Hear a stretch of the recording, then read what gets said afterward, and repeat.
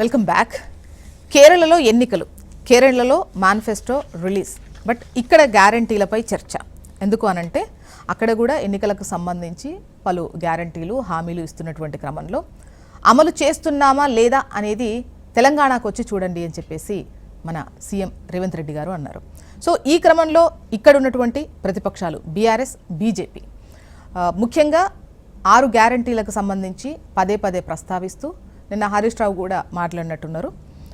దీనిపైన 6 గ్యారంటీలకు ఎక్కడైనా సిద్ధం చర్చించడానికి, రుణమాఫీకి సంబంధించి ఎంతమందికి అయ్యాయో చర్చించడానికి సిద్ధం అని చెప్పేసి అటు సవాల్. మొన్న జరిగినటువంటి అసెంబ్లీ సెషన్స్ కూడా చూసాము. అటు బీజేపీ కూడా పర్టికులర్గా 6 గ్యారంటీల వాటికి సంబంధించే ప్రస్తావించినటువంటి క్రమంలో డిస్కస్ చేద్దాం. గెస్టులు కూడా సిద్ధంగా ఉన్నారు. ప్రస్తుతం స్టూడియోలో మనతో పాటు ఉన్నారు బీజేపీ ముఖ్య నేత, సీనియర్ నాయకులు ఎన్వి సుభాష్ గారు. నమస్తే అండి, వెల్కమ్ టు ద డిబేట్. దేవి ప్రసాద్ గారు, వీరు బీఆర్ఎస్ సీనియర్ నాయకులు. దేవి ప్రసాద్ గారు, గుడ్ మార్నింగ్ అండి, వెల్కమ్ టు ద డిబేట్. మరి కాసేపట్లో కాంగ్రెస్ నుంచి కూడా జాయిన్ అవుతారు. Good morning sir. సుభాష్ గారు చెప్పండి, అంటే ఉన్నటువంటి సిచ్యువేషన్ను బట్టి, రాష్ట్రంలో ఉన్న నిధులను బట్టి, ప్రస్తుత ఫైనాన్షియల్ స్టేటస్ను బట్టి అమలు చేస్తున్నాం. ఇప్పుడు ఫ్రీ బస్సు కానివ్వండి, లేదంటే 200 యూనిట్ల ఉచిత విద్యుత్ కానివ్వండి, రాజీవ్ ఆరోగ్యశ్రీ కానివ్వండి, కొన్ని పర్టికులర్గా అమలు చేస్తున్నవి ఉన్నాయి, అమలు చెయ్యనివి కూడా ఉన్నాయి. కాకపోతే పూర్తిగా ఏం చెయ్యలేదు, ఇచ్చినటువంటి హామీలను తుంగలో తొక్కారు, 6 గ్యారంటీల ప్రస్తావన అందులో ఒకటి కూడా అమలు చేయలేదు అన్న విధంగా ప్రతిపక్షాలు వ్యవహరిస్తున్నాయి అని కాంగ్రెస్ అంటే. ఆ ప్రశ్నకు మీ సమాధానం ఏంటి? అందరికి నమస్కారం అండి. ప్యానల్ పెద్దలకు, హెచ్ఎండి ప్రేక్షకులు, జ్యోత్స్న గారికి మీకు నమస్కారం. అందరికీ చాలా మంచి సబ్జెక్ట్ ఇవాళ తీసుకొస్తున్నారు. ఎందుకంటే ఎన్నికలు 5 రాష్ట్రాల్లో జరుగుతున్నప్పుడు తెలంగాణ నుంచి కూడా అనేక మంది కాంగ్రెస్ నాయకులు ఇవాళ కేరళలో ప్రచారం చేస్తుండడం కూడా మనం అందరం కూడా చూస్తున్నాం. మనం అసెంబ్లీ సమావేశాలు అయిపోయిన తర్వాత అసెంబ్లీ సమావేశంలో ఏ విధంగా తెలంగాణ రాష్ట్రానికి అన్యాయం జరిగిందని చెప్పి అటు భారతీయ జనతా పార్టీకి ఉన్న ఎమ్మెల్యేలు, అటు కౌన్సిల్లో ఎమ్మెల్సీలు చాలా క్లియర్గా చెప్పడం కూడా జరిగింది. తెలంగాణకు ఇవాళ రాష్ట్ర ప్రభుత్వం ఇచ్చిన గ్యారెంటీలు ఏదైతే 6 గ్యారెంటీలు ఇచ్చినారో, 13 హామీలు ఇచ్చినారో, 420 అమలు చేసే ఒక కార్యక్రమాలు రేవంత్ రెడ్డి గారు పిసిసిగా ప్రెసిడెంట్గా ఉన్నప్పుడు అనేక సందర్భాల్లో చెప్పడం కూడా మనం అందరం కూడా చూసినాం. 26 నెలలు అయిపోతుందండి ఇవాళ ఈ యొక్క గ్యారెంటీలు. అంటే 6 గ్యారెంటీలు, నేను ఏంటంటే ఓన్లీ 6 గ్యారెంటీల సంగతి చెప్తున్నాను. 6 గ్యారెంటీలు కనుక అమలు చేయాలనుకుంటే తెలంగాణ రాష్ట్రానికి ఖజానాకు సుమారు 2 లక్షల కోట్ల రూపాయలు నెలకు పడుతుంది అన్నట్టు. ఇవన్నీ మరి ఆ రోజున్న ముఖ్యమంత్రి కేసీఆర్ గారికి, మరి ఈ రోజున్న రేవంత్ రెడ్డి గారికి ఎటువంటి డిఫరెన్స్ లేదన్నట్టు. మనము మిగులు బడ్జెట్ అనే రాష్ట్రం మనం తెచ్చుకున్నప్పుడు 2014లో అనేకమైన సంస్కరణలు తీసుకొస్తారని చెప్పి తెలంగాణ రాష్ట్రానికి బీఆర్ఎస్కు పట్టం కడితే ఇవాళ మన వచ్చే జనరేషన్ కూడా, అంటే యావరేజ్ కనుక చూస్తే లక్ష రూపాయలు మనకు ఒక అప్పు చేసిపోయిన ఘనత బీఆర్ఎస్ ప్రభుత్వానికి దక్కిందని చెప్పి కూడా అందరం కూడా 10 ఏళ్ల పాలనలో తెలంగాణ అభివృద్ధి జరగలేదు. అంటే డెఫినెట్గా మిగులు బడ్జెట్ అప్పు అయింది. అప్పుకు సంబంధించి అంటే ఆదాయం ఎంత పెరిగింది, డెవలప్మెంట్ ఏ విధంగా అయింది, అంటే మనం తలసరి ఆదాయం చూస్తున్నాం, బడ్జెట్ క్రమక్రమేణా ఏ విధంగా పెరుగుతూ వస్తుందో చూస్తున్నాం. ఇవన్నీ లెక్కలోకి రావా? అదే చెప్తున్నానండి. ఇప్పుడు ఏమంటారంటే, ఇప్పుడు మనం ఒక చిన్న ప్రాజెక్ట్, అప్పుడు ఇన్ని ఫెసిలిటీస్, ఇన్ని పథకాలు లేవు, అప్పు అయింది, అప్పు అవ్వలేదు అనట్లేదు. అట్ ద సేమ్ టైం ఆదాయం కూడా పెరిగింది, ఉపాధి అవకాశాలు పెరిగాయి. అంటే 10 ఏళ్ల క్రితం ఉన్నటువంటి సిచ్యువేషనే స్టిల్ తెలంగాణలో ఉందా? బీఆర్ఎస్ ఏం చేయలేదా? అదే చెప్తున్నాను. ఇప్పుడు మనకు ఎవరైనా కూడా అంటే ఒక బాధ్యత గల పార్టీ కానీ, బాధ్యత గల ఏంటంటే ప్రభుత్వం కానీ ఈ అమలు చేసే హామీలు ఏమవుతున్నాయో అవి మొత్తం చేస్తున్నప్పుడు చాలా క్లియర్గా కాస్ట్ బెనిఫిట్ అనాలిసిస్ చేసుకుంటారు అన్నాడు. అంటే మనకు ఇన్కమ్ ఎంత వస్తుంది, మనకు ఎక్స్పెండిచర్ వస్తుంది, మనకు అప్పు ఎంత వస్తుంది అనే దాని మీద ఉంటున్నాడు. అప్పు చేయొద్దు అని చెప్పి నేను అంటలేను. పాపులేషన్ స్కీమ్స్ 100% చేయాల్సిన అవసరం ఉందన్నాడు. ఇదే రేవంత్ రెడ్డి గారిని భారతీయ జనతా పార్టీ మా నాయకుల దగ్గర నుంచి, కార్యకర్తల దగ్గర నుంచి సేమ్ ఇదే క్వశ్చన్ అడిగినారు. కేసీఆర్ ప్రభుత్వం అప్పు చేసింది, దివాలా తీసిందని చెప్తున్నారు. ఓకే, 10 సంవత్సరాలు పక్కన పెట్టండి. మీరెట్లా ఈ యొక్క హామీలు, ఏంటంటే హామీల గురించి మాట్లాడుతున్నారు కదా, మీరు హామీలు ఎట్లా పట్టుకొస్తారు, అంటే మీరు డబ్బులు ఎట్లా పట్టుకొస్తారు, దీనికి అయ్యే వ్యయం ఎక్కడి నుంచి పట్టుకొస్తారు అంటే మా దగ్గర ఒక్కసారి అధికారంలో వచ్చిన తర్వాత మా దగ్గర ఉన్న సుభాష్ సార్, ఈ మేధావులు అప్పు గురించి- వినండి మేడం, మేధావులు ఎవరైతే ఉన్నారో ఆ మేధావుల దగ్గర నుంచి మేము ఏంటంటే వాళ్ళంటే మొత్తం ఏంటంటే మాకు సలహాలు మంచి ప్లాన్ తీసుకొని ఉంది, చేస్తామని. ప్లాన్ అని చేస్తున్నాం అన్నమాట. ఇవాళ ఏమంటున్నారు, ఇవాళ మీరు మీ టీవీలోనే పబ్లిక్ డొమైన్లోనే ఏంటంటే మీడియా డొమైన్లోనే ఇదే రేవంత్ రెడ్డి గారు ఢిల్లీలో పోయి ఇవాళ మాకు అప్పు పుడతలేదు, ఏ ఒక్క సంస్థ కూడా అప్పు ఏంటంటే పుడతలేదు, చెప్పులు దొంగలు తిరిగి మనం ఏంటంటే మొత్తం చూస్తున్నారని చెప్పి తెలంగాణ ఆత్మగౌరవాన్ని కించపరిచిన ఘనత కూడా రేవంత్ రెడ్డి గారు జరుగుతుంది అన్నట్టు. అభివృద్ధి జరగలేదని చెప్పి అంటలేను, 10 సంవత్సరాలు తెలంగాణ రాష్ట్రంలో అభివృద్ధి జరిగింది, కానీ అప్పులు కూడా జరిగినాయి అన్నట్టు. నేను అదే చెప్తున్నాను. సుభాష్ సార్, అప్పుల గురించి అంటే కాంగ్రెస్ కూడా మిమ్మల్ని క్వశ్చన్ చేస్తోంది. దేశం మీ చేతిలో పెట్టినప్పుడు అప్పుడున్న అప్పు ఏంటి, ఇప్పుడు మీరు వచ్చిన తర్వాత అయిన అప్పు ఎంత? ఇప్పుడు ఇన్ఫ్రాస్ట్రక్చర్ డెవలప్మెంట్ ఇప్పుడు చూడండి, ఇప్పుడు మేడం ఇప్పుడు ఇన్ఫ్రాస్ట్రక్చర్ డెవలప్మెంట్ అనేది అప్పులు చేసినాం. నేను అప్పులు చేయొద్దంటలేను, అప్పులు చేస్తానే కదా. మనం ఒక ప్రాజెక్ట్ పెట్టుకున్నప్పుడు కూడా మనకి ఇన్కమ్ ఎక్స్పెండిచర్ తర్వాత మనం అప్పులు ఎక్కడికి పట్టుకొస్తాం అనే దాని మీద మనకు మళ్ళీ అప్పులు తీర్చే మనకి ఏంటంటే ప్రక్రియ ఉండాలి. మనం ఏంటంటే అప్పులు తీర్చడానికి కూడా మన దగ్గర డబ్బులు ఉండాలి, అటువంటి వనరులు ఉండాలని చెప్పి చాలా క్లియర్గా చెప్తున్నాను. అప్పులు కేంద్ర ప్రభుత్వం కూడా మోదీ గారి ప్రభుత్వం గత ఏంటంటే 11 సంవత్సరాల నుంచి అప్పులు కూడా చేసింది అన్నట్టు. కానీ దేశంలో చూస్తే ఇవాళ మీరు ఏ ఒక్క డిపార్ట్మెంట్ చూడండి, ఇవాళ మీరు ఏ ఒక్క డిపార్ట్మెంట్ చూడండి, డెవలప్మెంట్ ఇన్ఫ్రాస్ట్రక్చర్ డెవలప్మెంట్ దగ్గర నుంచి పెట్టుకొని ప్రతి దాంట్లో డెవలప్మెంట్ అయింది. తెలంగాణ రాష్ట్రంలో నాకు ఇది అర్థం ఏంటంటే ఇప్పుడు కావట్లేదు కాళేశ్వరం సుభాష్ సార్. ఒక క్వశ్చన్, స్ట్రైట్ క్వశ్చన్ ఏంటంటే, ముఖ్యంగా కాంగ్రెస్ హయాంలో చాలా సంక్షేమ పథకాలు, అప్పుడు ఇట్లా రేషన్ వచ్చేది, అప్పుడు బాత్రూమ్స్ టాయిలెట్స్ కట్టించేది, ఎందుకంటే మీరు స్వచ్ఛ భారత్ అని పేరు పెట్టారు. ఆ పేరు అప్పుడు మరి ఏ పేరుందో నాకైతే గుర్తు రావట్లేదు. బట్ విడతల వారీగా బాత్రూమ్స్ కట్టుకోవడానికి డబ్బులు ఇచ్చేవాళ్ళు, ఇండ్లు కట్టుకోవడానికి ఉండేది. అప్పుడు ఉపాధి హామీ పథకం ఉంది. ఇప్పుడు మీరు మీరు అది కంటిన్యూ చేస్తూ వస్తున్నారు. వాళ్ళు ఎయిర్పోర్ట్ కట్టారు, రైల్వే కట్టారు, హాస్పిటల్స్ ఉన్నాయి, మెడికల్ కాలేజీలు కట్టారు. అంటే వాళ్ళు మొదటిగా నాంది పలికింది అన్ని కార్యక్రమాలకు సంబంధించి వాళ్ళు అడుగులు పడ్డాయి, వాళ్ళు ఖర్చు పెట్టారు. సో ఇప్పుడు మీరు వచ్చి దాన్ని కంటిన్యూ చేస్తున్నారు. కంటిన్యూ కాదు మేడం, మేము దాంట్లో అందులో ఏంటంటే అందులో లూప్ హోల్స్ షార్ట్ ఫాల్స్ ఎట్లున్నాయో మీరు స్వచ్ఛ భారత్ గురించి మాట్లాడుతున్నారు. ఎస్, మాట్లాడదాం. మనం స్వచ్ఛ భారత్ గురించి మాట్లాడుతున్నప్పుడు ఇన్ని టాయిలెట్స్ ఎక్కడ కట్టినారు మేడం? ఇన్ని టాయిలెట్స్ కట్టినారా? 12,000 రూపాయలు ఏంటంటే డైరెక్ట్గా మన అక్కడ ఏంటంటే ఇంట్లో వాళ్ళకి ఇచ్చేందంటే మీరు ఏంటంటే మొత్తం ఏంటంటే టాయిలెట్ కట్టమని చెప్తున్నారు అన్నట్టు. ఇంతకుముందు ఎట్లుంటుండే, అది వయా మీడియా పోతుండే. మీరు మన్రేగా గురించి మాట్లాడుతున్నాం, మన్రేగా గురించి మాట్లాడుతుంటే ఎంత ఇబ్బంది పడుతుండే అని అంటే నేను చూసింది. అంటే ఒకటి వాష్రూమ్ ఏదైనా కట్టారనుకోండి, ఊళ్ళల్లో గురించి చెప్తున్నాను, 3 విడతలుగా వచ్చేది. అంటే పునాది తీసినప్పుడు ఇంత, గోడలు కట్టినప్పుడు ఇంత, టోటల్గా అయినప్పుడు ఇంత అని 3 విడతలుగా ఏదో ఇచ్చేవాళ్ళు. ఊళ్ళల్లో, పల్లెటూళ్ళల్లో ముఖ్యంగా బాత్రూమ్ అటువంటి ఫెసిలిటీస్ అవసరం లేదన్న లేదు దీన్ని ప్రోత్సహించాలన్న ఉద్దేశంతో అప్పుడే స్టార్ట్ అయింది. అప్పుడు ఇవ్వలేదు అని చెప్పదు, ఎందుకంటే స్టార్ట్ అయింది కానీ ఇంప్లిమెంట్ కాలేదు. అనౌన్స్మెంట్ అయింది కానీ ప్రాక్టికల్ ఇంప్లిమెంట్ కాలేదు. ఎందుకు కాలేదంటే కాంగ్రెస్ పార్టీ ఎప్పుడు కూడా ఆరంభశూరులు అన్నట్టు. మేము ఏంటంటే చేస్తాం అని చెప్పి చెప్పలేదు. మోదీ గారు ప్రధానమంత్రి అయిన తర్వాత ఫస్ట్ టైం రెడ్ ఫోర్ట్ దాంట్లో జెండా ఎగరేసేటప్పుడు ఈ మాట చెప్తే ఇదే కాంగ్రెస్ పార్టీ వాళ్ళు అంటే మరుగుదొడ్ల గురించి మాట్లాడతారా, ఒక ఏంటంటే ప్రధానమంత్రి ఇంతేనా ఈయన ఏంటంటే లెవెల్ అని చెప్పి హేళన చేస్తున్నారు. ఇవాళ చూడండి, ఇవాళ దాన్ని ఏమంటారు, దాన్ని ఇవాళ ఆత్మగౌరవం, ఆడవారే ఆత్మగౌరవం అని చెప్పి మేము ఒక ఏంటంటే పేరు పెట్టి ఇవాళ 12,000 రూపాయలు డైరెక్ట్గా వారికే ఇచ్చేసి అక్కడ ఏంటంటే మరుగుదొడ్లు పెట్టాలి, స్వచ్ఛ భారత్ అని చెప్పి. దీనివల్ల ఏంటంటే డిజీజెస్ రావు, దీనివల్ల ఇబ్బంది రాదు, హెల్త్ ఇస్తున్నారు. మీరు ఎయిర్పోర్ట్లు చూడండి, మెడికల్ కాలేజ్ చూడండి, రోడ్ చూడండి, మీరు ఏ డిపార్ట్మెంట్ చూడండి మేడం. ఇవాళ 11 సంవత్సరాల నుంచి ఇవాళ తెలంగాణ రాష్ట్రానికి కూడా ఎంత డెవలప్మెంట్ అయింది. కొత్త ప్రాజెక్ట్స్ స్టార్ట్ చేసి డెవలప్ చేసిన ఏదనేది కూడా ఇంపార్టెంట్. ఎందుకంటే వాళ్ళది తొలి అడుగు వేసేటప్పుడు భూమి సేకరించడము, అంటే వివిధ ప్రాజెక్టుల గురించి చెప్తే సేకరించడము, పరిహారాలు చెల్లించడము, నిధులు కేటాయించడము, ఇవన్నీ పెద్ద ఎత్తున జరుగుతాయి. వన్స్ ఒకసారి స్టాండ్ అయిన తర్వాత రన్ అవ్వడం ఈజీ. అదే చెప్తున్నా నేను. ఇప్పుడు మీరేమంటే తెలంగాణ ఇప్పుడు కాంగ్రెస్ ప్రభుత్వం ఉన్నప్పుడు మీరు చూడండి, మనం ఏంటంటే చాలా ఏంటంటే ప్రాక్టికల్ ఏంటంటే మాట్లాడాలి. UPA1 UPA 2లా చాలా చిన్న చితక పాటలు అన్నీ కూడా దాంట్లో ఏంటంటే జాయిన్ అయినాను. వాళ్ళను మచ్చిగా చేసుకుంటందుకు వాళ్ళకి ఏంటంటే వాళ్ళతో మాట్లాడడానికి ప్రభుత్వం 11 అంటే మన 10 సంవత్సరాలు కంప్లీట్ అయిపోయింది అన్నాడు. ఎన్ని అవినీతులు జరిగినాయి చూడండి. ఇప్పుడు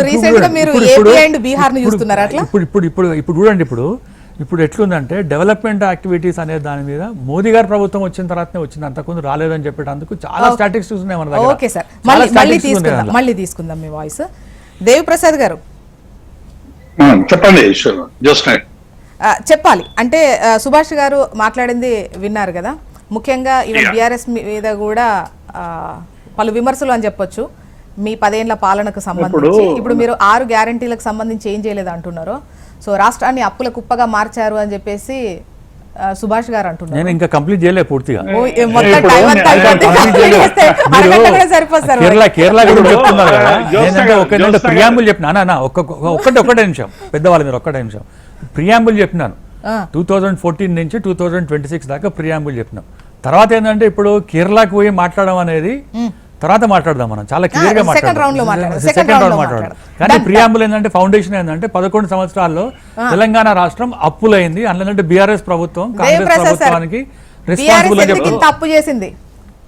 ఇప్పుడు జ్యోత్స్న గారు ఇంతకుముందు మిత్రులు సుభాష్ జీ గారు చెప్పినట్టు అప్పులు కేంద్ర ప్రభుత్వం చేసి ఇన్ఫ్రాస్ట్రక్చర్ పెంచింది అనేటువంటి విషయాన్ని వాళ్ళు చెప్పారు. తెలంగాణ రాష్ట్రం కూడా ఎఫ్ఆర్బిఎం పరిధిలోనే అప్పులు చేసింది అనేటువంటి విషయాన్ని మేం కాదు, అనేక సందర్భాల్లో అటు నీతి ఆయోగ్ కానీ రిజర్వ్ బ్యాంక్ ఆఫ్ ఇండియా కానీ అనేక సంస్థలు కూడా తెలంగాణ ఒక ఆర్థిక పరమైనటువంటి క్రమశిక్షణలో లోన్లు తీసుకున్నది అనేటువంటి విషయాన్ని స్వయంగా పార్లమెంట్ లో కూడా చెప్పినటువంటి అంశాన్ని నేను ఈ సందర్భం గుర్తు చేస్తాను. 4,17,000 కోట్ల రూపాయలు మేము చేసినటువంటి అప్పు, ఈ అప్పు తీసుకొచ్చి మెడికల్ కాలేజీల నిర్మాణం చేసినాం, కలెక్టరేట్ల నిర్మాణం చేసినాం, విద్యుత్ సబ్ స్టేషన్లు పెంచినాం, లైన్స్ పెంచినాం, నిరంతర విద్యుత్ తెచ్చేటువంటి ప్రయత్నం చేసినాం, కాకతీయ మిషన్ కు సంబంధించినటువంటి చెరువులు బాగు చేసే పని చేసినాం, మిషన్ భగీరథ లాంటి ఇన్ఫ్రాస్ట్రక్చర్ క్రియేట్ చేసినాము, 4 దిక్కుల హాస్పిటల్లు పెట్టేటువంటి ప్రయత్నం చేసినాం. ఇట్లా రకరకాల ఇన్ఫ్రాస్ట్రక్చర్ ఏ ప్రభుత్వమైనా ఎన్నుకున్న తర్వాత ప్రజల కోసం చేసేటువంటి అనేక ప్రయత్నాల్లో భాగంగా చేసినాం.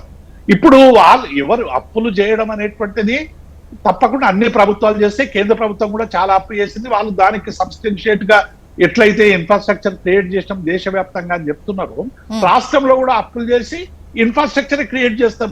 డెఫినెట్ గా ఇన్ఫ్రాస్ట్రక్చర్ క్రియేట్ చేసినాం, అది కళ్ళ ముందు కనబడుతున్నటువంటి సత్యం.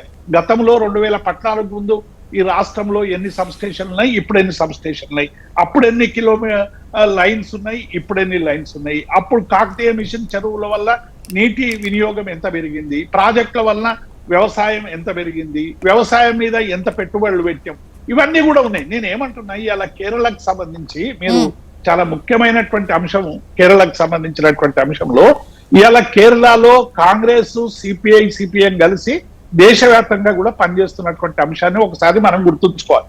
అసలు కాంగ్రెస్ కు మిత్రులు ఎవరు శత్రువులు ఎవరు అనేటువంటి విషయంలో రాజకీయ పరమైనటువంటి ఒక సెగ్రిగేషనే లేనటువంటి విధంగా ఇవాళ కాంగ్రెస్ పార్టీ వ్యవహరిస్తున్నది అనేటువంటి విషయం వాస్తవం. ఇవాళ ఇక్కడనేమో సిపిఐ పొత్తు, పూనంనేని సాంబశివరావు గారు, నారాయణ గారు పోయి కేరళలో తెలంగాణలో అన్ని జరుగుతున్నాయి, మీరు సిపిఐ పినరడి విజయ్ని ఓడించండి పిలిపియాలి. నిజంగా అట్లయితే, నిజంగానే ఇది నిజమైతే, ఒకవేళ ఇక్కడ కాంగ్రెస్ సిపిఐ 2 పొత్తున్నాయి, ఈ పొత్తు నిజంగానే అన్ని స్కీములు అమలైతే నిరుద్యోగ భృతి ఇచ్చు, అట్లా రకరకాల ఉమెన్ కు 2,500 ఇచ్చుంటే, లేకుంటే 6 గ్యారంటీలు అమలు చేస్తుంటే, 420 హామీలు ఇచ్చుంటే, మేము సిపిఐ ప్రభుత్వం కంటే కూడా తెలంగాణలో రేవంత్ రెడ్డి అనేటువంటి ఒక నాయకుడు బ్రహ్మాండంగా చేస్తున్నాడు. కాబట్టి మీరు కాంగ్రెస్ చేయాలి. నేను ఎందుకంటున్నా అంటే, ఈ రేవంత్ రెడ్డి గారు పోయి బట్టి విక్రమార్క గారు పోయి మొత్తంగా కూడా కేరళలో ఒక ఏం ప్రచారం చేస్తున్నారు, మేము అన్ని ఇచ్చేసినాం, మలయాళంలో మరి వాళ్ళ ట్రాన్స్లేషన్ ఏందో అక్కడ కథ ఏందో గాని మేము మొత్తం చేసేసినాం, అన్ని చేసేసినాం, 6 గ్యారంటీలు చేసినాం, 420 హామీలు చేసినాం, సుభిక్షంగా జరుగుతున్నది తెలంగాణ అంతానే. రాహుల్ గాంధీ దగ్గర నుంచి ఇక్కడికి, రాహుల్ గాంధీ లైబ్రరీ దగ్గరకు పోయి గ్యారంటీ కార్డులు ఇచ్చి మీకు 2 లక్షల ఉద్యోగాలు ప్రతి సంవత్సరం ఇస్తామని చెప్పి, నిరుద్యోగ భృతి ఇస్తామని చెప్పినటువంటి వాళ్ళ మీద లాఠీలు పడ్డ విషయాన్ని కూడా చెప్పాలి కదా. కనీసం వాళ్ళు చెప్పకుండా ఈ సిపిఐ నాయకులను పోయి మరి చెప్పాలి, లాఠీలు పడ్డాయి, ఇగో మీరు రాహుల్ గాంధీ ఇక్కడికి వచ్చి చెప్తున్నాడు ఇది అబద్ధం, మా వీపుల మీద లాఠీలు మోగిస్తున్నారని. కాబట్టి ఇవాళ డెఫినెట్ గా కాంగ్రెస్ పార్టీ ఇతర రాష్ట్రాల్లో మేము అన్ని చేస్తున్నామని చెప్పేటువంటి ప్రయత్నం ఏదైతే ఉందో ఇక్కడ, అంటే అక్కడ ప్రచారం చేసేటువంటి క్రమంలో ఫ్రీ బస్ అనేది కూడా ప్రముఖంగా వినిపిస్తోంది. ఇక్కడ ఫ్రీ బస్ ఇంప్లిమెంటేషన్ అయితే బానే ఉందిగా, లేదా? నేనేమంటున్నా జ్యోత్స్న గారు, డెఫినెట్ గా ఫ్రీ బస్ కు సంబంధించినటువంటి విషయంలో పురోగతి ఉంది, లేదని ఇప్పుడు ఫ్రీ బస్ ఇస్తున్నటువంటి మాట వాస్తవం. కానీ ఫ్రీ బస్ ఎక్కుతున్నటువంటి వాళ్ళ సంక్షేమం కోసం మీరు ఫ్రీక్వెన్సీ ఏమైనా పెంచిండ్రా? ఫ్రీక్వెన్సీ విషయంలో మీరు ఏం చేస్తున్నారు? మహిళలకు ఇస్తున్నటువంటి పేరు మీద పురుషుల మీద ఎక్కువ టికెట్ ఛార్జీలు చేస్తున్నది నిజమా కాదా? ఇవన్నీ కూడా చర్చనీయాంశాలు కదా. డెఫినెట్ గా మీరు చేస్తున్నది మహిళలకు కొంత మేరకు ఇవాళ ఉద్యోగం అంటే నెలకు లక్షల రూపాయలు ఆర్జించే మహిళ దగ్గర కూలీ చేసుకునేటువంటి మహిళ వరకు కూడా మీరు ఫ్రీ బస్ ఇస్తున్నారు, మంచిదే, అది అందరం కూడా స్వాగతించారు, నడుస్తున్నది. కానీ ఫ్రీక్వెన్సీ లేక మహిళలు ఎంత ఇబ్బంది పడుతున్నారు. మేము ఇచ్చేసాం ఫ్రీ కనుకొని చావండి అనేటువంటి పద్ధతిలో మీరు ఫ్రీక్వెన్సీ ఏమైనా పెంచిండ్రా? వాళ్ళ సౌకర్యార్థం కోసం మీరు ఎంత అన్ని తగ్గించదు కదా ఇవాళ. కాబట్టి వీళ్ళు చెప్తున్నటువంటి అంశాలు మహిళలకు అక్కడ కూడా గివే గ్యారంటీలు. వాళ్ళు మెయిన్ గ్యారంటీ ఏంది? ఉమెన్ కు సంబంధించి, యూత్ కు సంబంధించి, మిడిల్ క్లాస్ సంబంధించినటువంటి హామీలే ఎక్కువ ఇచ్చింది. ఉమెన్ కు సంబంధించినటువంటి హామీ ఒకసారి చూద్దాం. 2500 రూపాయలు మీరు ఉమెన్స్ కి ఇస్తామన్నారు, ఇక్కడ ఇచ్చిండ్రా? ఇది ఇవ్వకుంటే ఎందుకు కేరళలో మీకు ఓటు వేయాలనేటువంటి విషయాన్ని ఇలా డెఫినెట్ గా చెప్పాల్సినటువంటి అవసరం కదా. యూత్ కు మీరు ఇచ్చినటువంటి హామీ ఏంది? జ్యోత్స్న గారు, తెలంగాణ యూత్ కి ఇచ్చినటువంటిది మీరు 2 లక్షల ఉద్యోగాలు, 2 లక్షల యుద్ధం ఇస్తారు. రాజీవ్ యువక వికాసం అని కొత్త పేరు పెట్టి పోయిన బడ్జెట్లో పెట్టి మొత్తం ఉద్యోగులందరినీ నింపి అప్లికేషన్లు సేకరించి నానా హంగామా చేసి పోయిన సంవత్సరంలో ఒక్క రాజీవ్ యువక వికాసం కింద ₹1 కూడా రిలీజ్ చేయనటువంటి నేపథ్యం. ఆ స్కీమ్ ఉంటుందా పోతుందా అనేటువంటి ఆందోళన ఇప్పటికీ ఇచ్చినటువంటి యువకుల్లో ఉంది. కాబట్టి కేరళలో వీళ్ళు చేస్తున్నటువంటి ప్రచారం అంతా కూడా టోటల్ గా ఇక్కడ ఫెయిల్యూర్ అయినటువంటి ప్రచారాన్ని అక్కడ విజయం చేసినామని చెప్పుకునేటువంటి ప్రయత్నం చేస్తున్నాడు తప్ప ఇంకొకటి కాదు. కాంగ్రెస్ పార్టీ కేవలం సమాధానం తీసుకుందాం. కాంగ్రెస్ సీనియర్ నాయకులు కత్తి వెంకటస్వామి గారు డిబేట్ లో జాయిన్ అయ్యారు. నమస్తే అండి వెంకటస్వామి గారు. Good morning, welcome to the debate. And విన్నారు కదా, ముఖ్యంగా అక్కడ గ్యారంటీల హామీ ఇస్తున్నారు, ఇక్కడ హామీ ఇచ్చారు, అధికారంలోకి వచ్చారు, బట్ అమలు చేసినవన్నీ పూర్తి స్థాయిలో అమలయ్యాయి. కావాలంటే వచ్చి తెలంగాణకు వచ్చి చూడమన్న మన సీఎం రేవంత్ రెడ్డి గారు. సో ఇక్కడ ప్రతిపక్షాల విమర్శలు మీరు ఇప్పటి వరకు కూడా అంటే ప్యానెల్లో ఉన్న వాళ్ళ మాటలు కూడా వినుంటారు. సో చెప్పండి. ముందుగా ప్యానెల్ ఉన్న పెద్దలు సుభాష్ గారికి అండ్ మా దేవన్న గారికి, మీకు వీక్షకులకు నమస్కారం. నేను సుభాష్ గారిని కూడా విన్నాను, దేవన్న కూడా విన్నాను. సో సుభాష్ గారు చేసిన విమర్శకు సంబంధించి దేవిప్రసాద్ గారు వారికి ఏం సమాధానం చెప్పాల, కేవలం మా మీద విమర్శకే ఆయన పరిమితమైనాడు. సుభాష్ గారు మాట్లాడుతూ చెప్పినటువంటి విషయం ఏంటంటే, రేపు రాను అంటే భారతీయ జనతా పార్టీ ఒక ఎగ్జాగరేషన్ ఎట్లుంటదంటే, రేపు గంగా నది కూడా మేమే తీసుకొచ్చినాం, అసలు భగీరథుడు ఆయన ఎవరో లేరు, ఈయనే ఈ మోడీ గారే భగీరథుడు అని చెప్పేటువంటి దుస్సాహసానికి కూడా వాళ్ళు ఓడుగట్టే పరిస్థితి ఉంది. నేను ఒక చిన్న ఎగ్జాంపుల్ చెప్తా మేడం. ఎడ్యుకేషన్ సంబంధించి, నేను ఎడ్యుకేషన్ ఫీల్డ్ లో ఉన్నాను. మన్మోహన్ సింగ్ గారి సమయంలో మోడల్ స్కూల్స్ పేరుతోటి మారుమూల మండల కేంద్రాలలో మోడల్ స్కూల్స్ పెట్టాను. మన దగ్గర కూడా ఒక 300 ఇచ్చారు, ఫస్ట్ ఫేజ్ లో 192 ఇచ్చారు. మొత్తం దేశంలో మోడీ వచ్చిన తర్వాత నిజంగానే పేదలకు,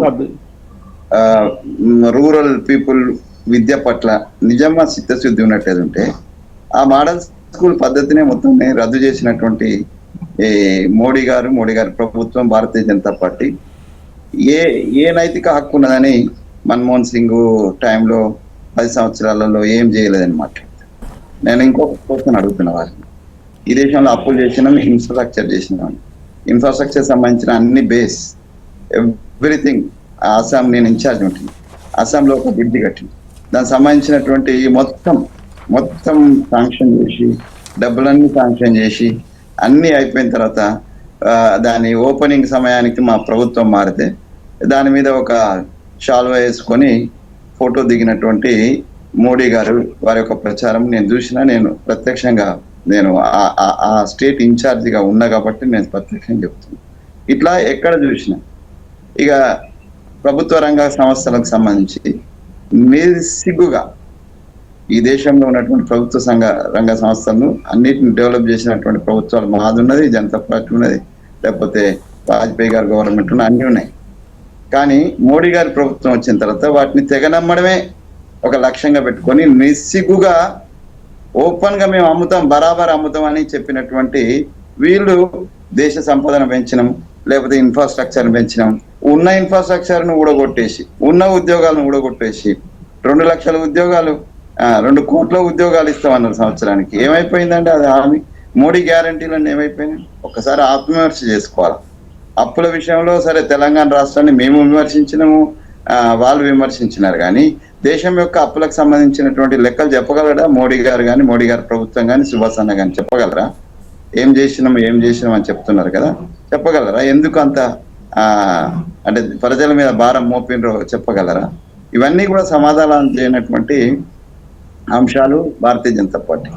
ఇప్పుడు ఇంకా కేరళకు సంబంధించినటువంటి విమర్శ దేవన్న చేసిన నేనేమంటా అంటే, ఇక్కడ ఈ రాష్ట్రంలో మేము చేస్తున్నటువంటి సంక్షేమ పథకాల గురించి ఎవరు మాట్లాడటలే, మేము అమలు చేసిన వాటి గురించి ఎవరు మాట్లాడతలే. మేము 200 యూనిట్ల వరకు కరెంట్ ఇస్తున్నాం, ఎవరు ఇప్పటిదాకా మాట్లాడాల. దాంట్లో 80% ప్రజలు ఉపయోగించుకుంటున్నారు గ్రామాలల్లో. మాకు తెలిసి ఎవరో కొద్దిగా హైఫై ఫ్యామిలీస్ తప్పితే మిగతా వాళ్ళందరూ కూడా ఈ 200 యూనిట్లన్నింటిని కూడా గ్రామ స్థాయిలో, రూరల్లో, పర్టికులర్ రూరల్లో, బస్తీలలో ఇవన్నీ ఉపయోగించారు. నగరాలకు సంబంధించినటువంటి బస్తీలలో ఇవి చాలా స్పష్టంగా ఉపయోగించుకుంటున్నారు. ఎవరికి కనపట్టలే, ఎవరు మాట్లాడలేదు దాని మీద. ఇవ్వనటువంటి వాటి గురించి మాట్లాడుతున్నారు. ఇప్పుడు టిఆర్ఎస్ సమయంలో కూడా 100 అంతే కదా సార్ వెంకటస్వామి సార్, మీరు ఇచ్చిన హామీ 100 రోజుల్లో చేస్తామన్నారు, ఇచ్చిన వాటి మాట్లాడట్లేదు అంటే అందులో ఎప్పుడైనా ప్రతిపక్షాలు జరగని వాటి గురించే కదా అడుగుతాయి, ఒకవేళ లోపం ఉంటే అడుగుతాయి చేసినా కూడా.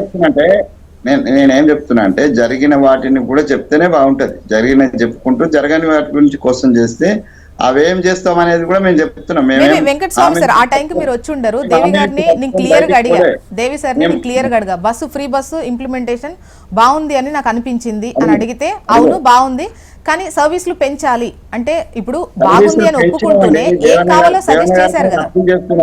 నేను దేవన్న గారికి అప్పీల్ చేస్తున్నా, సర్వీసులు పెంచినావా పెంచలేదా, ఎన్ని బస్సులు పెరిగినాయి, మీకు కావాలంటే నేను డిపోల వారిగా నెంబర్ ఆఫ్ సర్వీసెస్ ఎన్ని పెంచినాం, ఎన్ని బస్సులు కొన్నామని నేను డిపోల వారిగా వారికి అడ్మిట్ చేయమంటే చేస్తా, పబ్లిక్ లోనే చెప్తా నేను.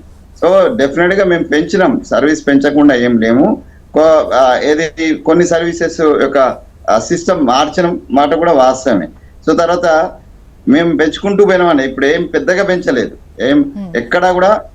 అంటే ఒక స్పెషల్ సర్వీసెస్ ఏవైతే ఉన్నాయో వాటి యొక్క సర్వీస్ ఛార్జెస్ పెంచినాం. అది ఆ మహిళలకైనా లేకపోతే పురుషులకైనా వాటికి సంబంధించినటువంటి కొన్ని బస్సెస్ లో ఈ అలో లేనటువంటి బస్సెస్ లో కొన్ని ఛార్జెస్ ఉన్నాయి తప్పితే, మిగతా నార్మల్ గా అందరు వెళ్ళేటువంటి దాంట్లో జనరల్ సర్వీసెస్ లో మేము ఎక్కడ పెంచలేదు. తర్వాత నెంబర్ ఆఫ్ ఫ్రీక్వెన్సీ పెరగకుంటే ప్రజలు లేకపోతే మహిళలు గొగ్గోలు బెటరా అండి మమ్మల్ని అడగరా, పోతలేరా? అక్కడక్కడ ఇప్పుడు ట్రాఫిక్ టైప్ ఉంటుంది మేడం, మనం కూడా గంట సేపట్లోనే మనం మీ స్టూడియోకి రావాలని అనుకొని బయలుదేరుతాం. పొద్దున్న అయితే మీరు పిలిస్తే పరిగెత్తి వచ్చేవాళ్ళం, కానీ సాయంత్రం పిలిస్తే నేను చాలా సార్లు నేను రానని చెప్పేవాడిని. ఎందుకంటే ట్రాఫిక్ ప్రాబ్లం, గంట కదా గంటన్నర కూడా చేయలేదు. సో ఈ ట్రాఫిక్ టైంలో కొంత ఇది మహిళలకు కావచ్చు, పురుషులకు కావచ్చు, కొంత పబ్లిక్ అందరికి కూడా ఎన్ని పెట్టినా దాన్ని కూడా తీసుకొని మీరు దాన్నే వీడియోలు తీసేసి దాన్నే చూపించినటువంటి పరిస్థితి. అసలు ఫస్ట్ మేమేదో అది మహిళలకు స్టార్ట్ చేయంగానే మొత్తం ఆటో వాళ్ళందరూ కూడా చచ్చిపోతున్నారని ప్రచారం చేసినటువంటి టిఆర్ఎస్ ప్రభుత్వం, ఆ టిఆర్ఎస్ మిత్రులు ఉన్నారు, అది కూడా మనం చూసినాం. సో నేనేమంటున్నానంటే, ఇప్పుడు ఫీజు రీఎంబర్స్మెంట్ ఆలా కాలం నుంచే ఒక అంటే పెండింగ్ వస్తుంది, దాన్ని క్లియర్ చేసుకుంటూ వస్తున్నాం. వాళ్ళు చేసిన అప్పుల నుంచి కూడా మేము క్లియర్ చేసుకుంటూ వచ్చినాం. వాళ్ళు చేసినటువంటి తప్పిదాల వల్ల జరిగినటువంటి వాటిని కూడా మేము క్లియర్ చేసుకుంటే మేము వాళ్ళ మీద నెట్టేసి కూర్చోవడం లేదు. వెంకటస్వామి సార్, మీరు అధికారంలో ఉన్నారు, మీకు అధికారం ఇచ్చింది కూడా మీరు ఇచ్చినటువంటి హామీలు నమ్మే కదా. చేసిన వాటికి సంబంధించి ప్రస్తావించినప్పుడు ఓకే 200 యూనిట్ల ఉచిత విద్యుత్ అనుకుందాము, గ్యాస్ సబ్సిడీకి సంబంధించి వేద్దాము, బోనస్ వేద్దాం కావాలంటే రాజీవ్ ఆరోగ్యశ్రీ అది కావచ్చు, ఫ్రీ బస్సు కావచ్చు, ఇంకా మిగతా వాటికి సంబంధించి డెఫినెట్గా ప్రస్తావన వస్తుంది. అయితే ఇక్కడ టైం బౌండ్ పెట్టుకుంది, మీకు ప్రతిపక్షాలు పెట్టలే టైం, మీరే పెట్టారు, మీరే కార్డు ఇచ్చారు. సో అందులో మహాలక్ష్మికి సంబంధించి ఇప్పుడు 2500 అనేది పదే వస్తుంది. మొన్న ఆ మధ్యలో స్కూటీకి సంబంధించి కూడా పెద్ద ఎత్తున మాట్లాడారు. సో ఏవైతే జరగని ఉంటాయో అవి ప్రస్తావిస్తారు. ఈవెన్ గతంలో ఎన్నికలకు ముందు కూడా మిమ్మల్ని అడిగారు, ఎలా ఇవన్నీ చేస్తారు, రాష్ట్ర ఆర్థిక పరిస్థితి అప్పుల కుప్పని మీరే అంటున్నారు, మళ్ళీ ఎట్లా చేస్తారు, దానికి సరైన సమాధానం మీరు చెప్పారు. బట్ సుభాష్ గారు చాలా గొప్పగా చెప్తున్నారు. ఆయన మమ్మల్ని ఎవరో అడిగినారు, ఏదో డిబేట్ జరిగింది, మేమంతా కూర్చొని చెప్పినట్టుగా మాకు అడిగారు మీడియానే అడిగింది క్వశ్చన్. మీడియా అడిగింది. ఇప్పుడు ఎట్లా చేస్తాం అనేటువంటిది 2 అంశాలండి. డెఫినెట్ గా రాష్ట్రంలో ఉన్నటువంటి ఆర్థిక పరిస్థితిని ముందు అంచనా వేసుకుంటాం. మేము ఆలోచించిన దాంట్లో చాలా స్పష్టంగా ఈ రాష్ట్రంకి వచ్చేటువంటి ఆదాయాన్ని అన్యాక్రాంతం కాకుండా కాపాడడం ఒక ప్రధాన అంశం. తర్వాత వచ్చేటువంటి రెవెన్యూని పెంచుకోవడం 2వ అంశం. ఈ 2 అంశాలను ఒకవేళ మేము వాటిని దృష్టిలో పెట్టుకొని మేము చేయాలనేటువంటి, మా దగ్గర కూడా ఎక్స్పర్ట్స్ ఉన్నారు కదా, మేము కూడా పాలన చేసినాం కదా చాలా కాలం చేసినాం కదా, కాబట్టి అన్నీ ఆలోచించుకొని హామీలు ఇచ్చినాం. కానీ ఊహించిన దానికంటే మన అప్పులకు సంబంధించినటువంటి ఏదైతే ఖజానాకు సంబంధించినటువంటి దాన్ని ఏదైతున్నదో అది ఎక్కువ భారం పడడం వల్ల ఆ భారాన్ని కూడా మేమే అప్పులు తెస్తున్నాం. ఇప్పుడు మళ్ళీ మేము తేలేదంటే తెచ్చిన అప్పులను దాన్ని సరిదిద్దడానికి, లేకపోతే వాళ్ళకి కట్టుకుంటూ తక్కువ ఇంట్రెస్ట్ తీసుకొచ్చి దాన్ని బ్యాలెన్స్ చేయడానికి ఒక ప్రయత్నం గట్టిగా జరుగుతుంది. సో ఈ క్రమంలో కొన్నిటి విషయంలో వెనుకబడి ఉన్న మాట వాస్తవం. నేను మిగతా మా పార్టీ లీడర్ లాగా నేను మాట్లాడను, ఉట్టిగానే గప్పాలేం కొట్టాను. నేను డెఫినెట్ గా ల్యాబ్స్ ఉంది కాదని అంటలేము. సో ల్యాబ్స్ పూర్తి చేయడానికి ఉద్యోగాల విషయాన్ని 10 సంవత్సరాలు అండి, 12 సంవత్సరాలు దేవన్న సాక్ష్యం, నేను దేవన్న గారి సాక్ష్యము. ఎప్పుడో 2000 ఉద్యమంలో జరుగుతున్నప్పుడు కిరణ్ కుమార్ రెడ్డి గారు ఉన్నప్పుడు ఆయన ప్రకటన చేస్తే మేమే వేదిక మీద కేసీఆర్ ఉన్నాడు, నేనున్నా, దేవాన్ ఉన్నాడు, లేకపోతే స్వామి గౌడ్ ఉన్నాం, మేము అందరం ఉన్నాం. ఆ వేదికల మీద మేము చెప్పినాం, ఈ వాడేవాడు ఉద్యోగాలు ఇవ్వడానికి మన తెలంగాణ వచ్చినాక మనమే ఇచ్చుకుందామని. 10 సంవత్సరాల కాలంలో గ్రూప్ 1 ఇచ్చినారా అండి? ఇలా గ్రూప్ 1 ఇచ్చినాం మేము. అంటే ఒక ఇన్ఫ్రాస్ట్రక్చర్ ఒక భాగమైనటువంటి, అంటే అడ్మినిస్ట్రేషన్ లో చాలా ఇంపార్టెంట్ పోస్టులకు సంబంధించి మేము రాగానే చేసినాం, చేయకుండా ఏం లేము. సో మేము ఆ తర్వాత మేమే ప్రకటన ఇచ్చినాం, దాని తర్వాత మీరు చేసిన అనేటువంటిది అసంబద్ధమైనటువంటి వాదన. మీరు ఇస్తారు, సో కంటిన్యూటీ ఉంటుంది. కొన్ని పనులు వాళ్ళు చేసినాం. ఇప్పుడు గోదావరి నీళ్లు ఉన్నాయండి, గోదావరి వాటర్ సంబంధించినటువంటి ఏదైతే ఇది మౌలానా ఆజాద్ సుజల సేవకి సంబంధించి కంప్లీట్ అన్ని పూర్తయినాయి. సో పొన్నం ప్రభాకర్ గారు మా పార్టీ నుంచి ఆయన కిరణ్ కుమార్ రెడ్డి గారు ఏది మన ఎల్లంపల్లి వెళ్ళి ప్రారంభం చేస్తానంటే మీ హెలికాప్టర్ బెయిల్ చేస్తామని చెప్పినటువంటి హెచ్చరిక తెలంగాణ ఉద్యమ సమయంలో చేసినారు. దాని కారణంగా అది ఆగిపోయింది. దాని తర్వాత వచ్చినటువంటి అది గోదావరి నీళ్లను వదిలిచ్చేసి ఆయన రిబ్బన్ కట్ చేసేసి గోదావరి నీళ్లు చదువుకొని మేమే తెచ్చినాం అన్నారు. అంటే ఇది ఈ పరంపరలో ఒక పార్టీ చేసిపోయిన తర్వాత ఇంకో పార్టీ దాకా నేను అస్సాం సంబంధించినటువంటి బ్రిడ్జి గురించి చెప్పిన. సో ఈ పరంపర కొనసాగుతూనే ఉంటది. మేము మొత్తం చేసినాం అనేటువంటిది నేనేమంటలే, నేను చాలా స్పష్టంగా చెప్తున్నాం. ఏవైతే మేము చేయగలిగినామో, ఏవైతే ఇప్పటివరకు చేసినామో అవి చెప్తూనే ఉన్నాం, అవి దాన్ని కొనసాగిస్తున్నాము. వెంకటస్వామి సార్ మళ్ళీ మీ వాయిస్ తీసుకుంటాను ఒకసారి. సుభాష్ గారి వర్షన్. ఇప్పుడు కాంగ్రెస్ ప్రభుత్వం ఎట్లైనా కూడా మేము అధికారంలో రావాలని చెప్పి గ్యారెంటీలు ఇచ్చింది మేడం తెలంగాణ రాష్ట్రంలో. మీరు ఒక్కసారి అన్న ఒక్క నిమిషం అన్న, మీరు 10 నిమిషాలు మాట్లాడి నేను ఒక మాట మాట్లాడు. మీ మీద ఏంటంటే గౌరవంతో అక్కడ దేవి ప్రసాద్ గారు నేను ఇద్దరం ఏం మాట్లాడుకుంటున్నాం. వెంకటస్వామి అన్న అట్లా మాట్లాడద్దు, అట్లా మాట్లాడితే ఏంటంటే అసలు ఎవరు వాయిస్ రాదు. మీరు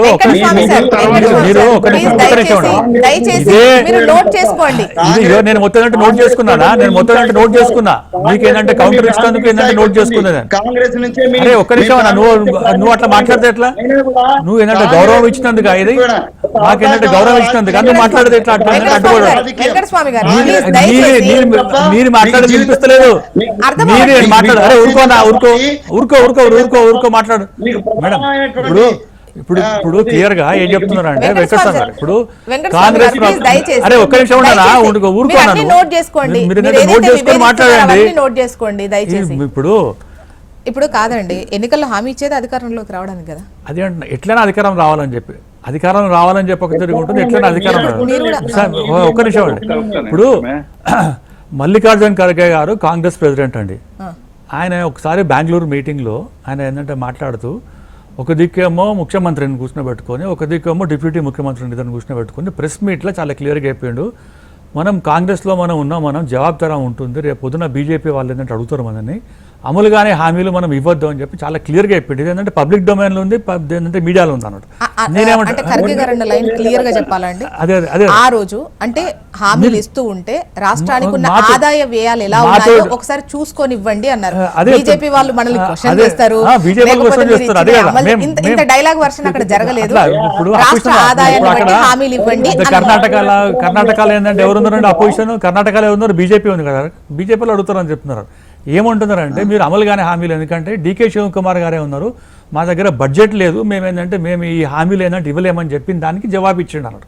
నేను ఏమంటున్నాను, ఇవాళ 26 సంవత్సరాలు అయిపోయిందండి, అంటే 26 నెలలు అయిపోయింది తెలంగాణ రాష్ట్రంలో వచ్చి. ఇదే రేవంత్ రెడ్డి గారు కాంగ్రెస్లో ఉన్న పెద్దోళ్ళని తీసుకొచ్చి ఇక్కడ సోనియా గాంధీ కుటుంబాన్ని మొత్తం తీసుకొచ్చి, ఖర్గే గారిని తీసుకొచ్చి, చాలామంది వాళ్ళని తీసుకొచ్చి ఇక్కడ వాళ్ళతో అబద్ధాలు ఆడిపించిండు అన్నాడు. వాళ్ళతో అబద్ధాలు ఆడిపించిండు, మేము గ్యారెంటీలు ఇస్తాం. వాళ్ళు ఇవాళ కనీసం ఇక్కడ వచ్చేందంటే మాట్లాడడానికి కూడా వాళ్ళకు ముఖం చెల్తలేదు కాంగ్రెస్లో ఉన్న పెద్ద లీడర్, ఎస్పెషల్లీ గాంధీ కుటుంబాన్ని. ఇదే చెప్తున్నాం. ఇవాళ మీరేంటంటే మీరు ఏంటంటే ఇప్పుడు కత్తి వెంకటస్వామి గారు ఏంటంటే ఎడ్యుకేషన్ డిపార్ట్మెంట్ గురించి మాట్లాడుతున్నారు, మన్మోహన్ సింగ్ గురించి మాట్లాడుతున్నారు. ఆయన మాట్లాడిన దానికి నేను జవాబు ఇస్తున్నాను. సార్ 2014లో మోదీ గారు ప్రభుత్వం వచ్చిన తర్వాత 12,326 స్కూల్స్, నవోదయ స్కూల్స్, తర్వాత కేంద్రీయ విద్యాలయ స్కూల్స్, 26,000 కోట్లు, 26 లక్షల వేల కోట్లు ఏంటంటే ఇవాళ 27,367 crores. వినండి, కేంద్రీయ విద్యాలయ స్కూల్స్ ఇవి తీసుకొచ్చినారు. మీరు ఏంటంటే ఉద్యోగాలు ఇస్తలేరు అంటున్నారు కదా. మీరు ఒక్కసారి చూడండి, ఏంటంటే ప్రైమ్ మినిస్టర్ రోజ్గార్ యోజన, ప్రధానమంత్రి రోజ్గార్ యోజనల ఒక్క అవినీతి కూడా లేకుండా, కూడా 10 లక్షల జాబ్లు ప్రతి సంవత్సరం ఇస్తే ఆల్మోస్ట్ ఏంటంటే 17 కోట్ల మందికి వాళ్ళు ఉద్యోగం ఇచ్చినారు. అలాగే ప్రధానమంత్రి వికాస్ భారత్ రోజ్గార్ యోజనలో 3.5 కోట్ల జాబ్స్ ఇచ్చినారు అన్నాడు. కౌశల్ వికాస్ కింద తీసుకుంటాం. ఇది వెంకటస్వామి గారు ఏంటి, మీరు క్వశ్చన్ చేస్తున్నారా లేకపోతే విభేదిస్తున్నారా? నేను క్వశ్చన్ చేస్తున్నా, ఆయన నాకు సమాధానం చెప్తానన్నారు కదా. నేను మోడల్ స్కూల్స్ విషయం చెప్పిన, మోడల్ స్కూల్స్ ఏ బేస్ లో మూసేసి, మీరేంటంటే గురుకుల్ స్కూల్స్ చేస్తారు కదా, మీరేంటంటే గురుకుల్ స్కూల్స్ తెలంగాణలో గురుకుల్ స్కూల్స్ 6,772 స్కూల్స్ మీరు ఏంటంటే క్లోజ్ చేసినారు. మిగతా స్కూల్స్ ఏంటంటే వాళ్ళు ఏంటంటే అక్కడ కిరాయి కట్టకుంటే ఏంటంటే ఆ స్కూల్స్ కూడా పక్కన పెట్టినారు. చూడండి ఇప్పుడు 12,000 కోట్లు, మన ఏంటంటే 12,000 ఇప్పుడు మీరు ప్లేస్ ఇవ్వమని చెప్తున్నాం, ఇక్కడ జాగి ఇస్తలేరు అంటున్నారు. మేము ఏంటంటే మేము ఎవ్రీ డిస్ట్రిక్ట్ కు మేము కేంద్రీయ విద్యాలయ అంటే తీసుకొస్తున్నాం. తర్వాత బండి సంజయ్ గారు మొన్న ఏంటంటే లెటర్ కూడా రాసినారు. వారు ఏంటంటే చాలా క్లియర్గా కేంద్ర ప్రభుత్వం నుంచి సానుకూలంగా ఏంటంటే స్పందించినారు. అయ్యా మీరు ఏంటంటే ఇక్కడ ఏంటంటే ప్లేస్ ఇవ్వండి, సైనిక్ స్కూల్ పెడతామని చెప్పి ఏంటంటే అడుగుతుంటే ఏంటంటే ఇంతవరకు ఇవ్వలేదు. సార్ మీరు అమలుగానే హామీలు ఏంటంటే మీరు రాష్ట్రంలో అధికారం రావాలని చెప్పి పెట్టిన ఏదైతే ఉందో ఆ స్కీమ్ ఉందో, ఇవాళ కేరళలో పోయిన తర్వాత ఇవాళ మీరు తెలంగాణ రాష్ట్రంలో ఇవాళ సిపిఐ తోటి ఏంటంటే దోస్తీ ఉన్నారు. అక్కడ పోయి ఏంటంటే కుస్తీ పడుతున్నారు. ఇవాళ మోదీ గారు తర్వాత ఏంటంటే ఎల్డీఎఫ్ ఇద్దరు ఏంటంటే దోస్తులు అని చెప్తున్నారు. అక్కడ ఆయనే ఒక బాధ్యత గల ముఖ్యమంత్రి, 10 సంవత్సరాలు ఉన్న ముఖ్యమంత్రి మన ఏంటంటే పెన్న విజయ్ గారు చాలా క్లియర్గా ట్వీట్ చేసి తెలంగాణ ప్రజలను అవమానపరిచినారు రేవంత్ రెడ్డి గారి వలన. అంటే వాళ్ళక్కడ మేము చాలా ఏంటంటే రోల్ మోడల్ పెడుతున్నాం, ఇక్కడ ఏంటంటే బ్రహ్మాండంగా చేస్తున్నాం అని చెప్పి ఇవాళ తెలంగాణ ఆత్మగౌరవానికి ఒకసారి ఏంటంటే మీరు ఏంటంటే ఆయన ఇచ్చిన ట్వీట్ చూడండి. ఇవాళ కేరళ మనకన్నా అన్ని రెట్లో ఏంటంటే అభివృద్ధి చెందిన ఏంటంటే మొత్తం రాష్ట్రం లిటరసీ అంటే 98.99% ఉంది. అక్కడ ఏంటంటే ఉద్యోగాలు చాలామంది అంటే మనం ఏంటంటే అబ్రాడ్ వెళ్తారు. మనం ఎప్పటి నుంచో చూస్తున్నాం, మన స్కూల్స్ కానీ ఎక్కడ కానీ దేశంలో అందరూ ఏంటంటే కేరళ నుంచి వస్తారు. మన దగ్గర కూడా ఏంటంటే చాలామంది అంటే కేరళ స్కూల్స్ అంటేనే ఏంటంటే జాయిన్ చేపిస్తారు.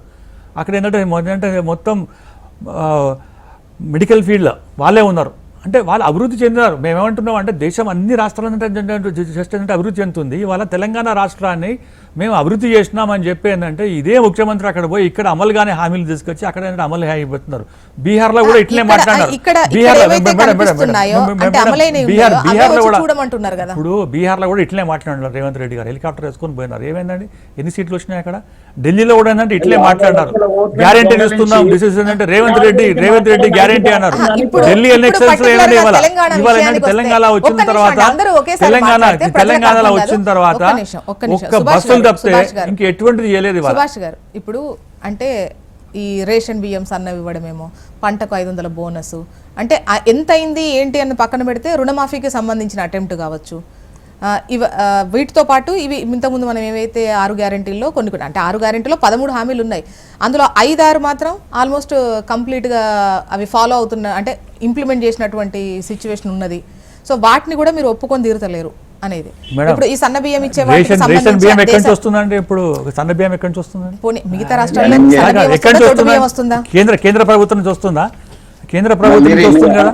42 రూపాయలు 32 రూపాయలు 29 రూపాయలు అంటే మేమే ఇస్తున్నాం కదా.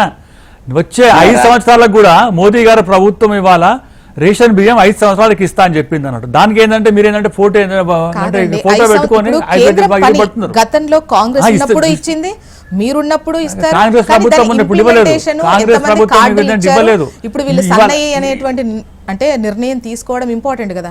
ఇప్పుడు ఆ లెక్కన రేషన్ బియ్యంతోనే ప్రజలు మనం వెనుకుంటారంటే ఆహార భద్రత చట్టం పట్టుకొచ్చిందే కాంగ్రెస్ నుంచి. సో ఈ లెక్కలు చూస్తే అంటే మేము 5 ఏళ్ళకే ఇస్తున్నాం కాబట్టి మా వింటే ప్రజలు అట్లా ఉండదు కదా. నెక్స్ట్ 5 ఏళ్ళకి కూడా ఇస్తున్నాం ఫ్రీగా, ఎవరు అడగకున్నా కూడా మోదీ గారి ప్రభుత్వం 5 ఏళ్ళకి ఇస్తుంది. మనం ఎఫ్ఎన్ఎడ్ ఫ్యాక్ట్స్ మాట్లాడదాం మేడం, అంటే చాలా క్లియర్ గా మాట్లాడదాం.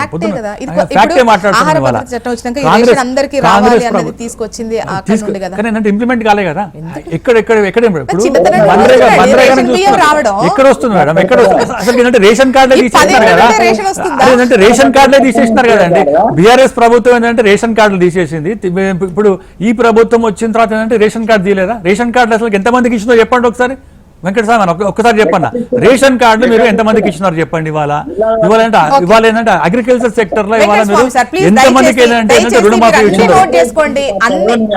చాలా మంచి టైం ఇస్తున్నాను, మీరు మీ గురించి మాట్లాడుకుని. ఎందుకంటే మధ్యలో అయితే మీ వాయిస్ మా దాకా చేరదు, ప్రజలకు చేరదు. మీరు విభేదించి ఏం లాభం? ప్లీజ్ దయచేసి. అండ్ దేవి ప్రసాద్ గారు చెప్పండి. ఇంతకుముందు హ్యాండ్ రైజ్ చేశారు మీరు, మీ టైం వచ్చింది. నేనేమన్నా ఇప్పుడు ఇంతకుముందు సుభాష్ గారు కేంద్ర ప్రభుత్వానికి సంబంధించినటువంటి విషయాలు చెప్పారు. దేశవ్యాప్తంగా 11,17,000 ఒక 2 వర్డ్స్ కట్ అయిపోయింది, అంటే లైవ్ స్ట్రక్ అయినట్టున్నది. ఇప్పుడు మళ్ళీ చెప్పండి. ఇప్పుడు దేశవ్యాప్తంగా 11,17,000 ప్రభుత్వ స్కూళ్ళు ఉంటే ఇప్పుడు 10,17,000 స్కూళ్ళు మాత్రమే ఉన్నాయి. 89,000 స్కూళ్ళు గవర్నమెంట్ స్కూళ్ళు తగ్గినటువంటి మాట వాస్తవం. ఒకవైపు ఏమో ప్రైవేట్ రంగానికి సంబంధించి 43,000 స్కూళ్ళు పెరిగినాయి. నేను ఏమంటున్నా, ఇలా కేంద్ర ప్రభుత్వానికి సంబంధించినటువంటి విద్యకు సంబంధించి రాష్ట్రానికి సంబంధించి కూడా మన విద్యా కమిషన్ కు సంబంధించినటువంటి రిపోర్ట్ లో ఆకునూరి మురళి గారే చెప్పారు 2,695 స్కూళ్ళు ఈ 2 సంవత్సరాల 3 నెలలు మూతపడ్డాయి. నేను అంటున్నా ఇది అన్ని ప్రభుత్వాలలో జరుగుతున్నటువంటి విషయం మీద ప్రభుత్వం ఇవాళ పేద ప్రజల పట్ల ఒకవైపు ఏమో జనాభా పెరుగుతా ఉంది, అవసరాలు పెరుగుతా ఉన్నాయి, పేదరికంలో ఆ మధ్యతరగతి వాళ్ళందరూ కూడా ఫీజులు కట్టలేక చాలా ఇబ్బందులు పడుతున్నటువంటి నేపథ్యం. కాబట్టి ఈ విద్యకు సంబంధించినటువంటి సరైన అలొకేషన్స్ కేంద్ర ప్రభుత్వం లేదు. నేను కేంద్ర ప్రభుత్వాన్ని ఏమనలేదని మా వెంకటస్వామి గారు మా ఉద్యమ సాధ్యాలు అన్నారు. నేను చర్చ ఏంటంటే కేరళ ఎన్నికలకు సంబంధించినటువంటి చర్చ కాబట్టి కేంద్ర ప్రభుత్వానికి సంబంధించినటువంటి విషయాల్లో నేను పోలేదు. ఇలా డెఫినెట్ గా వెంకటస్వామి గారు అన్నట్టు మోడల్ స్కూల్లో అపాయింట్మెంట్ అయినాక మొత్తంగా కూడా రద్దు చేసి స్టేట్ల మీద భారం పడేటువంటి ప్రయత్నం చేసి ఇవాళ సెంట్రల్ ఇంతకుముందు సుభాష్ సార్ మాట్లాడినప్పుడు ఈ నవోదయ స్కూల్స్ కు సంబంధించి 12,000 స్కూల్స్ ఏదో వచ్చినాయి అని అన్నారు. 12,000 కదా సార్? తెలంగాణకు రాకపోవడానికి రీజన్ గతంలో మీరు భూమి ఇవ్వాలా అని. ఇప్పుడు నేను ఏమంటున్నా, పెట్టడానికి మనసు ఉంటే ఇవ్వడానికి ఏదైనా ఉంటది. ఇప్పుడు భూమికి సంబంధించినటువంటి సమస్య కానే కాదు, తెలంగాణ పట్ల వివక్షలో భాగంగా నవోదయ స్కూళ్ళు మాకు ఇవ్వాలని గత ప్రభుత్వం అడిగింది, ఈ ప్రభుత్వం అడిగింది. జిల్లాకు ఒక నవోదయ ఇవ్వాలంటే ఇచ్చిందా? మీరు శాంక్షన్ ఇస్తే కదా. మేమే ఇస్తానం కదన్నా, మేము ఇప్పుడు కూడా ఇస్తానం కదా. ఎప్పుడనే కాదండి, ఇప్పుడు లెటర్ పట్టుకోనంటే సంజయ్ గారు అడుగుతున్నారు, మీరు ఇస్తారా చెప్పండి, వాళ్ళ కరీంనగర్ పార్లమెంట్ లో ఇస్తారా చెప్పండి, ఎక్కడ ఇస్తారో చెప్పండి, వాళ్ళ సైనిక్ స్కూల్ పెడతా అని చెప్తున్నారు కదా, సైనిక్ స్కూల్ పెట్టినట్టు శాంక్షన్ అయిపోయింది. ఇట్లా ఏంటంటే అసలు ఎన్ని స్కూల్స్ పెడుతున్నారు చెప్పండి. సుభాష్ గారు చెప్పండి. బండి సంజయ్ ఎగ్జాంపుల్ చెప్తున్నారు. తెలంగాణలో 33 జిల్లాల్లో ఇప్పటికి ఉన్నటువంటి మినహాయించి మిగతా నవోదయ స్కూళ్లకు మీరు మంజూరు ఇవ్వండి, భూములు ఇప్పించడానికి అవసరమైనటువంటి ప్రయత్నం వెంకటస్వామి గారు అధికార ప్రతినిధిగా వాళ్ళు ఉండరు, డెఫినెట్ గా ముఖ్యమంత్రికి చెప్పి ఇప్పిస్తారు. మేమైతే ఇప్పుడు అధికారంలో లేము, డెఫినెట్ గా ఒత్తిడి తీసుకొచ్చేటువంటి ప్రయత్నం చేస్తాం. కానీ మీరు చేస్తున్నది ఏంది, డబుల్ ఇంజన్ సర్కార్ ఉండాలి, డబుల్ ఇంజన్ రిప్రజెంటేటివ్ అని ఉండాలి. బండి సంజయ్ ఉంటే కేంద్రానికి సంబంధించినటువంటి ఒకటి వస్తుంది, లేకుంటే పార్లమెంట్ మెంబర్ ఇంకొకరు కాంగ్రెస్ బీఆర్ఎస్ ఉంటే అక్కడ రాదు అనేటువంటి పద్ధతి ఎట్లా? ఇది నవోదయ గాని కేంద్ర ప్రభుత్వ సంస్థకు సంబంధించినటువంటి గాని మిగతా ఇస్తున్నారు. ఇప్పుడు ఫ్రీ బీల మీద చాలా చర్చ చేస్తా ఉన్నారు. ఫ్రీ బీలు వద్దని మోదీ గారు అనేక సందర్భాల్లో చెప్పారు. ఎన్నికల ముందు ఏం చేసిందండి, బీహార్ లో మహిళలకు 10,000 ఇవ్వాలని చెప్పి వాళ్ళ ప్రభుత్వానికి సంబంధించినటువంటి మహిళలకు 10,000 ఇచ్చే ప్రయత్నం చేయలేదా? ఇవాళ ఎక్కడైనా ఢిల్లీ ఎలక్షన్ లో వాళ్ళు చేసినటువంటి ప్రయత్నం కానీ, ఉత్తరప్రదేశ్ లో చేసినటువంటి ప్రయత్నం కానీ ఇవన్నీ కూడా ఉన్నాయి. నేను ఏమంటున్నా, ఇవాళ ఉచితాలు సంబంధించినటువంటి ప్రజా సంక్షేమ కార్యక్రమాలు పెట్టకుండా రాజకీయ పార్టీలు ఎన్నికల్లో పోటీ చేసేటువంటి పరిస్థితే లేనటువంటి ఒక అనివార్య స్థితి దేశంలో నెలకొని ఉంది. దీన్ని రెండోది నేను వెంకటస్వామి గారికి నేను ఒక్కటి చెప్పి నేను ముడుస్తా. ఆర్థిక పరిస్థితి మీద అంచనాలు రాష్ట్ర ప్రభుత్వానికి బట్టి విక్రమార్క గారు ప్రతిపక్ష నేతగా ఉన్నప్పుడే వీటికి సంబంధించినటువంటి అనేక విషయాలు చెప్పింది. ఇలా హామీలు మొత్తం అమలు చేస్తున్నటువంటి క్రమంలో విషయంలో ఇవాళ ఏమైంది, జ్యోత్స్న గారు ఒక్కసారి చూడండి, ఇవాళ అందరికీ 6,000 రూపాయలు ఇచ్చి వదలగొట్టిండ్రు. 5 కేవలం 2 మాత్రమే ఇచ్చింది, ఇంకా 3 పెండింగ్ ఉన్నటువంటి పరిస్థితి. ఇప్పుడు ఫ్రీ బస్ గురించి చెప్తున్నారు, 6,400 కోట్ల రూపాయలు ఫ్రీ బస్ సమాధానం తీసుకునే అవకాశం ఉండదు కాంగ్రెస్ నుంచి. నేను మాట్లాడినాక వెంకటస్వామి గారు మాట్లాడుతూ 6,400 కోట్లు మేము ఖర్చు పెట్టినాం ఫ్రీ బస్ మీద అన్నారు. ఆర్టీసీకి ఎంత చెప్పాలి కదా వెంకటస్వామి సార్. ఇప్పుడు కేరళ నుంచి ఇక్కడ వచ్చి మొదటగా చూస్తే మిగతా హామీలు ఎంత ఇంప్లిమెంట్ అవుతున్నాయో లేదా పెద్ద చూసే అవకాశం ఉండదు, కానీ ఫ్రీ బస్సు గురించి అయితే చూసే ఛాన్స్ ఉంటుంది, రోడ్ల మీద తిరుగుతాయి కదా. సో మరి 0 టికెట్ ఇస్తున్నారు, 0 బిల్ టికెట్. సో వాళ్లకు రావాల్సినవి ఆర్టీసీకి ప్రభుత్వం చెల్లిస్తోందా, ఆర్టీసీ ఇబ్బంది పడుతోందా, ఈ ప్రశ్నలు కూడా ఉన్నాయి. దీంతో పాటు సర్వీసులు, వాటికి సంబంధించి కూడా క్వశ్చన్స్ చెప్పండి. కన్క్లూడింగ్ మీతోనే అవుతుంది.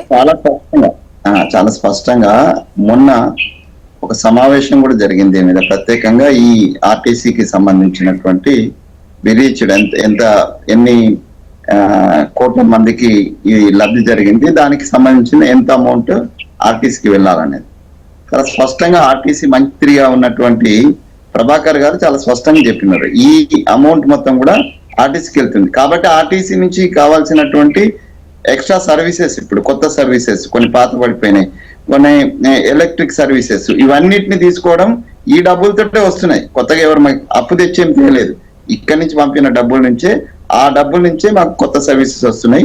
అది నేను చాలా స్పష్టంగా మీరు అంటే ఆ డాక్యుమెంటల్ ప్రూఫ్, అది ఇక నేను చెప్పడమో ప్రభాకర్ చెప్పడమో కాదు, డాక్యుమెంటల్ ప్రూఫ్ ను మీరు క్రాస్ చెక్ చేసుకోవచ్చు. నెంబర్ ఆఫ్ సర్వీసెస్ పెరిగినాయి అనేటువంటి కూడా పెంచుదాం, అదే మొత్తానికి మొత్తమే పెంచి అసలు ఏమి ఇబ్బంది లేకుండా ఉన్నాయని అన్నాను. కొన్ని రూట్లలో ఏదైతే బాగా రష్ ఉండేటువంటి రూట్లలో పెంచడం కూడా జరిగినది. సో జిల్లాలలో కూడా పెంచడం జరిగింది. ఎలక్ట్రిక్ బస్సులు అనేటువంటిది, నాన్ స్టాప్ బస్సులు అనేటువంటి అన్ని జిల్లా కేంద్రాలకు నాన్ స్టాప్ బస్సులు, ఎలక్ట్రిక్ బస్సులు ఇలా పోతున్నాయి. ఇవన్నీ మీరు అన్నట్టుగా రోడ్ల మీద తిరిగేదే కాబట్టి తర్వాత డాక్యుమెంట్ ఎవిడెన్స్ మీరు చెప్పుకోవచ్చు. ఇంకా రెండో విషయం, సుభాష్ అన్న నేను అడిగింది మోడల్ స్కూల్స్ గురించి. సుభాష్ అని చెప్పేది ఇది, నేనేమంటున్నా అంటే వాళ్ళు ఇచ్చిన నవోదయ విద్యాలయాల్లో కేసీఆర్ గారు ఉన్నప్పుడు కానీ ఇప్పుడు కానీ 2 సార్లు కూడా ఒక వివక్ష, తెలంగాణ అంటేనే భారతీయ జనతా పార్టీకి వివక్ష, ఇక్కడ బాగా భారతీయ జనతా పార్టీ. అన్న. ఒక్క నిమిషం అన్న. ఒక్క నిమిషం. Concluding. మేము Time అధికారం అయిపోయింది. లేకుండా Please, ఆయన కూడా మాట్లాడినారు కదండి. ఆయన ఎట్లా వివక్షణ ఎట్లా చెప్తారు?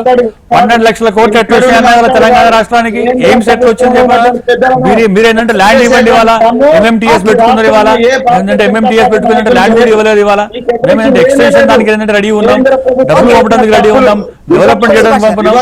ఎస్సీ ఎస్టీ ఏంటంటే నిధులు కూడా ఏంటంటే వాపసు పోయినాయి, చూసినారా లేదు? క్రమంలో వెంకటస్వామి సార్ ప్లీజ్, టైం అయిపోయింది. Thank you so much. కత్తి వెంకటస్వామి గారు, దేవిప్రసాద్ గారు, సుభాష్ గారు, థ్యాంక్ యూ అండి. ఇది ఇవాల్టి న్యూస్ అనాలిసిస్. చూస్తూనే ఉండండి హెచ్ఎం టీవీ. వార్త ఆగదు, నిజం దాగదు.